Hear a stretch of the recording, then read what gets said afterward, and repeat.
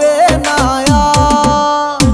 Happy new year, ও জানাই happy new year, happy new year, ও জানাই happy new year. Hello everyone, আসসালামু আলাইকুম। আশা করি সবাই অনেক ভালো আছেন। তো আপনারা চাইলে এখন থেকে আমাদের সাথে সরাসরি কথা বলতে পারবেন, সরাসরি আড্ডা দিতে পারবেন। তার জন্য অবশ্যই আমাদের ফেসবুক পেজটি ফলো করতে হবে।